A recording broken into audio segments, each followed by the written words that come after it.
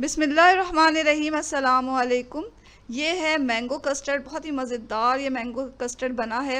ये आप खाएंगे तो आइसक्रीम खाना भूल जाएंगे। तो चलें इसे बनाते हैं, लेकिन इससे पहले अगर आपने इस चैनल को सब्सक्राइब नहीं किया तो जल्दी से सब्सक्राइब कर लें।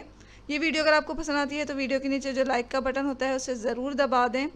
मैंगो कस्टर्ड बनाने के लिए हमें आम का जो है वो पेस्ट तैयार करना है। इसके लिए हमने 2 मीडियम साइज़ के आम ले लिए हैं और फिर उसका जो गूदा निकाल के उसको क्यूब्स में करके हम इसका पेस्ट बना लेंगे। ये पेस्ट तकरीबन 1 कप के बराबर तैयार हुआ है। इसको अब हमें छान लेना है। एक छलनी में इस पेस्ट को डालें और अच्छी तरह से छान लें ताकि जो रेशे वगैरह हैं वो अलग हो जाएं। यहाँ आम के पेस्ट को हमने छान लिया। इसमें दूध मिक्स करना है, तो 1 लीटर दूध लें और इसमें डाल दें।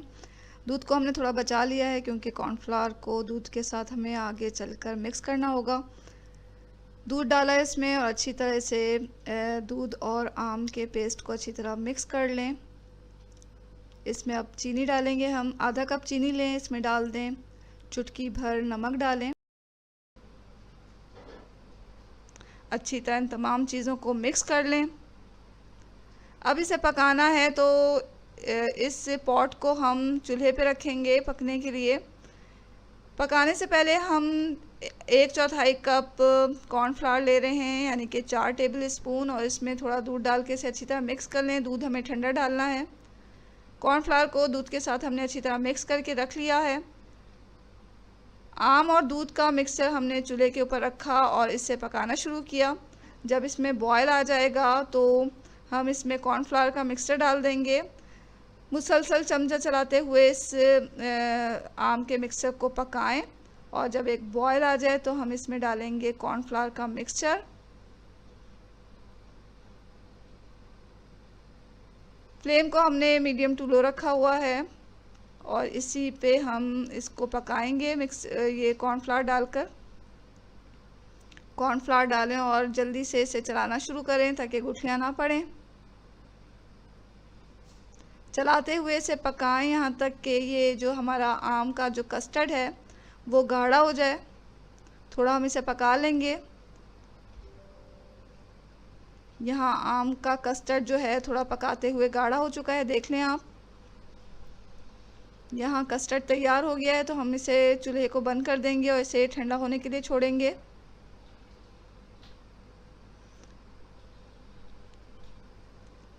इस पॉट को ठंडी जगह पे रखें ताकि कस्टर्ड जल्दी ठंडा हो जाए। और ठंडा होने के दरमियान जो है हमें इसे किसी कांटे की मदद से फेंटते रहना है ताकि इसकी ऊपरी सतह पर बलाई ना जमे।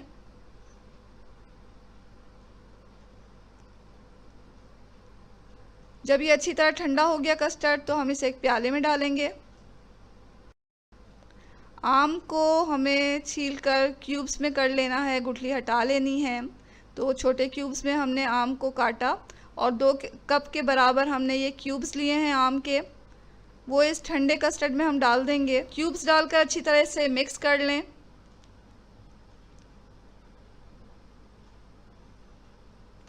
यहाँ मैंगो कस्टर्ड तैयार हो चुका है। इसे फ्रिज में रख के अच्छी तरह ठंडा करें।